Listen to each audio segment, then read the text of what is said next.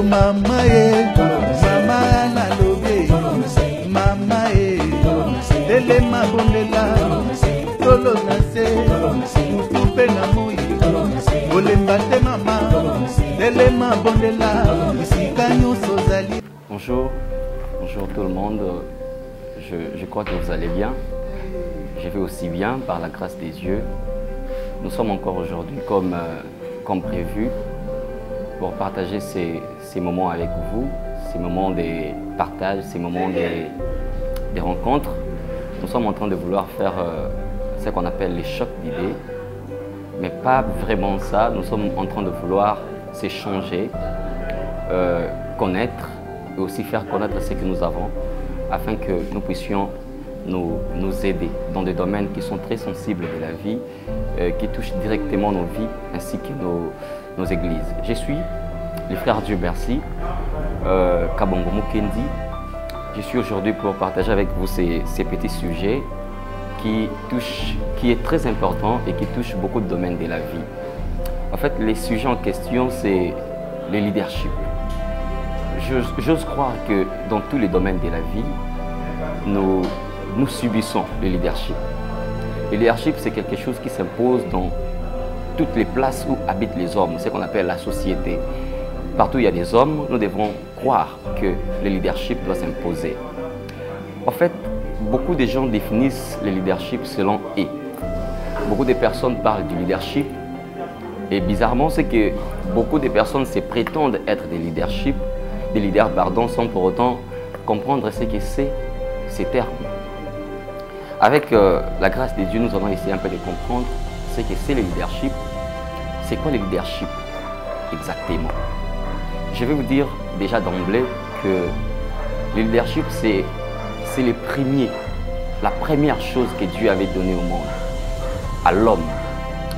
Si vous lisez la Bible dans le livre de Genèse, vous allez comprendre avec moi que le monde n'avait pas de forme.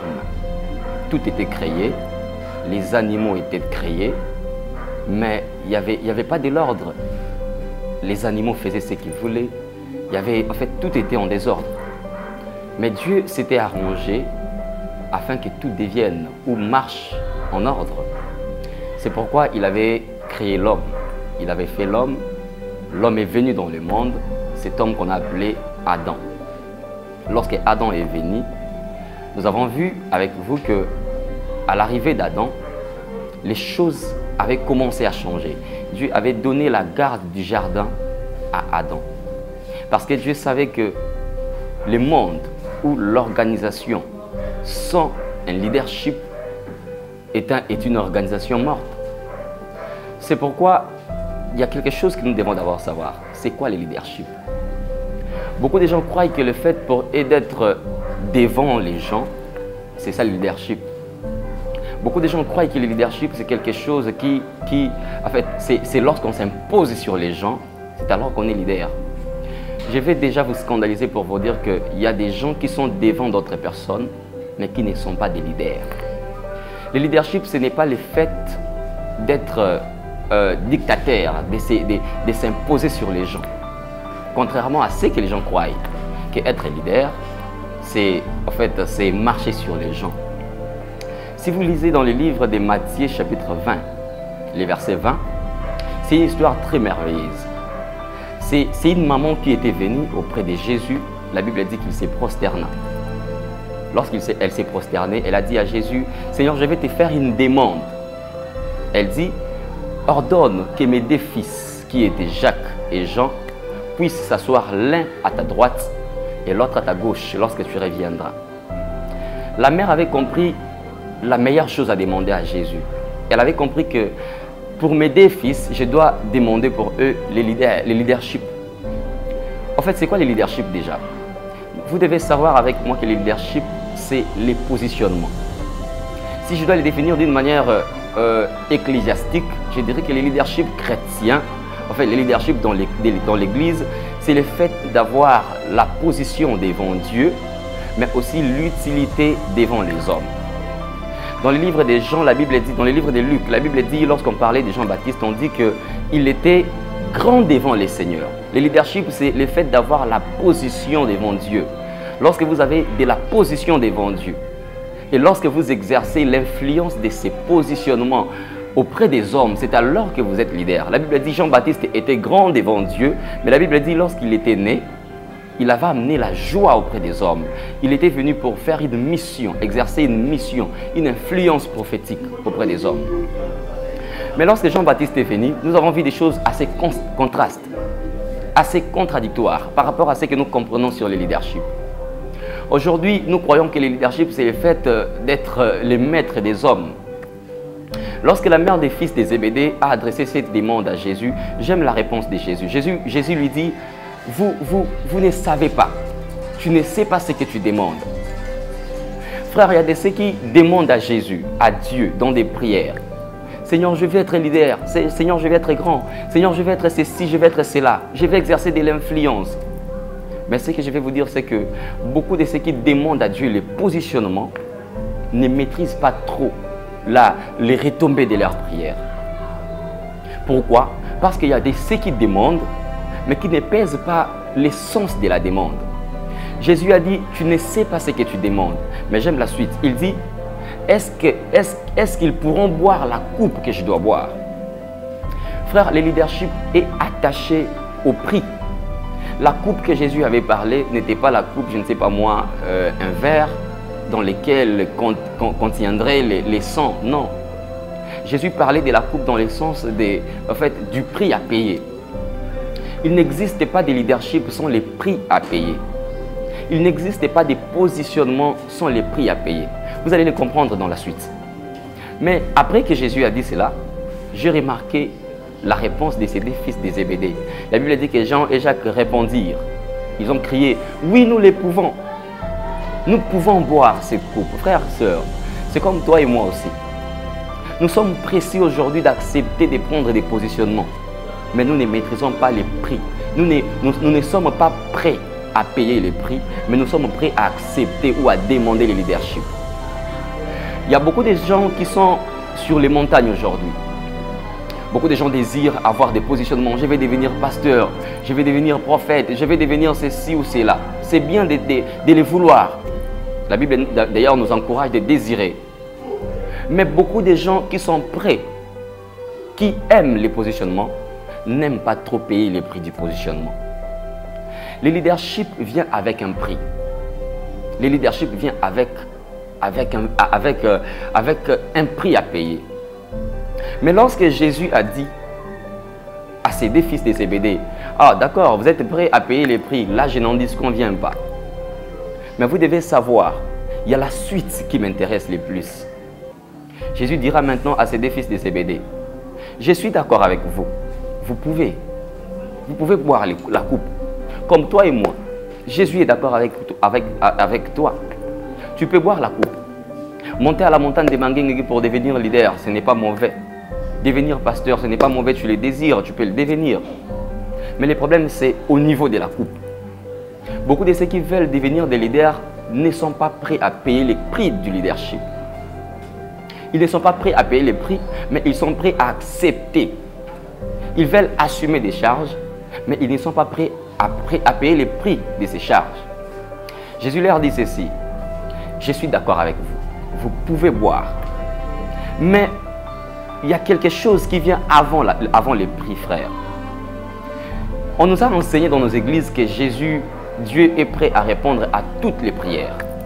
Jésus n'est pas d'accord avec toi. Jésus n'est pas d'accord avec ceux qui croient que Dieu peut répondre à toutes les prières. Frère, ce n'est pas vrai. Dieu ne répond pas à toutes les prières. Nous allons le comprendre dans la suite. Jésus dit à la femme, à la mère de ses deux fils, il dit, en ce qui concerne la coupe, vous pouvez les boire. Mais lorsqu'il faut atteindre la dimension que vous désirez, cela ne dépend pas de moi. Frère, il y a des choses qui ne dépendent pas de Dieu. Et entre autres, le leadership. En ce qui concerne le leadership, ce n'est pas quelque chose que nous pouvons l'obtenir par la demande. On ne demande pas à Dieu, on ne fait pas des prières, Seigneur, je vais devenir leader. Non, les positionnements, ce n'est pas quelque chose qu'on peut demander. On ne demande pas à Dieu la position du leadership. Alors comment devenir leader?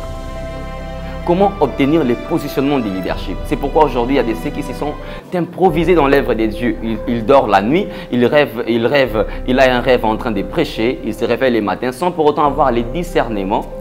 Du coup, il s'achète une guitare, il s'achète les instruments, il ouvre une église, il croit que voilà, Dieu m'a donné un positionnement, Dieu a fait de moi un leader. Non, ce n'est pas ça.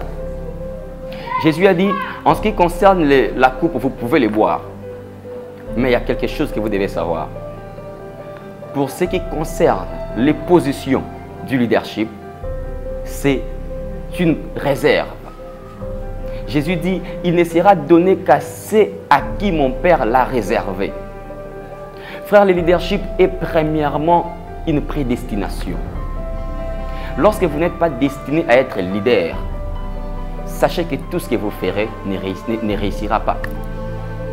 Il y a des gens qui se posent des questions. Mais comment tout ce que j'ai fait depuis que je suis pasteur, depuis que je suis ceci, depuis que j'ai ouvert cette entreprise, les choses ne marchent pas. Peut-être tu n'étais pas appelé à être leader devant les gens. Peut-être tu étais appelé à être derrière quelqu'un pour l'accompagner. Nous sommes aujourd'hui frustrés. Il y a des ceux qui, tout le monde veut être leader. Mais la vérité que je vais te dire, Dieu ne te décourage pas. Il ne décourage pas les désirs d'être leader. Mais ce que nous devons savoir, c'est de découvrir exactement ce à quoi nous sommes appelés à être leaders. Si aujourd'hui dans mon pays, il y a des conflits, c'est parce que tout le monde veut être leader, mais ne comprenant pas ce que c'est le leadership. Alors Jésus a compris cela, il a appelé ses disciples. Il dit à Pierre, Pierre, viens, appelle tes amis, je vais vous apprendre, installer pour être leader. Aujourd'hui, les gens croient que pour être leader, il faut marcher sur les autres. Pour être leader, il faut dominer sur les autres. Pour être leader, il y a beaucoup de choses. Jésus dit, les princes de ces mondes, les rois de ces mondes tyrannisent les autres. Ils marchent sur les autres. Ils dominent sur les autres. Frère, le leadership, ce n'est pas la domination sur les hommes. Dieu n'a pas créé une personne pour qu'il puisse dominer sur les autres. Je vais vous ramener dans une histoire dans la Bible. Dans le livre de Genèse, la Bible dit, Dieu appela Adam. Il lui dit, tu vas dominer sur les animaux, sur les bétails, sur les oiseaux du ciel, sur tout ce qui est sur la terre. Mais nulle part, la Bible a dit, Dieu a donné à l'homme l'autorité de dominer sur l'homme. Non. Le leadership n'est pas le fait de dominer sur les hommes. Alors, c'est quoi le leadership? Jésus a dit à Pierre et à ses amis, si tu veux être grand, si tu veux être un leader, ne domine pas sur les autres, mais sois les serviteurs des autres. Le leadership, c'est le fait de devenir serviteur des autres. Alors, il y a des ceux qui vont se dire, on m'a dit d'être serviteur des autres pour devenir leader, alors désormais, je vais aller, je serai une bonne dans une maison, je vais commencer à préparer pour les autres. Non, frère. Le vrai leadership, c'est le fait de découvrir les dons que vous avez. Lorsque vous découvrez les dons que vous avez et vous les servez aux autres, c'est alors que vous êtes leader dans ce que vous avez. On est leader dans le fait que nous servons ce que nous avons aux autres. Ce que je fais maintenant, c'est ça mon positionnement de devenir pasteur. Tout le monde veut prêcher. Tout le monde s'est dit pour être leader, il faut être pasteur, il faut prêcher. C'est pourquoi il y a des conflits. C'est pourquoi il y a des tiraillements. Parce que tout le monde sait que être leader, c'est prêcher. Non, frère. Merci. Merci à vous pour cette attention. Nous sommes là, nous sommes l'école de la jeunesse. Nous apprenons lorsque nous sommes en train de vous apprendre. C'est ça l'avantage. Comme je l'ai dit, je suis Dieu merci. Si vous voulez m'avoir, il y a des liens. Je serai toujours là. Je suis l'une des personnes les plus fréquentables. Je suis ouvert, je suis accessible à tout le monde. Je suis sur Facebook. Si vous écrivez DM, opulent philanthrope, vous m'aurez. Je suis disponible. Si vous voulez m'avoir sur WhatsApp, appelez les numéros, les 81, les 081 62 64 608. Je suis là. Si je dois saluer les quelques personnes que j'aime beaucoup, j'aimerais saluer premièrement mon père spirituel, le prophète Samuel H. Rocher, que j'aime beaucoup de tout cœur. Je vous avais promis, papa, de faire votre joie et votre honneur. Je le ferai partout où je serai. Je salue toute la famille LCP, à l'occurrence mes amis, mes collègues, les pasteurs Céphas, les pasteurs Chancy, l'évangéliste Miché. Je salue ma maman, maman Petroni. Je salue mon grand frère, le prophète Ouzi Bachala, que j'aime aussi bien. Je salue toute la famille LCP. Je salue en particulier les réalisateurs les plus beaux, j'aime l'appeler ainsi, les réalisateurs les plus beaux, les plus gentils. C'est un homme qui nous aime énormément. Le prophète Amos, c'est quelqu'un de très important que nous aimons. Que Dieu vous bénisse abondamment. Nous sommes là pour vous et nous le ferons pour vous. Que Dieu vous bénisse abondamment. Vivez une vie simple mais bien. Que Dieu vous bénisse abondamment.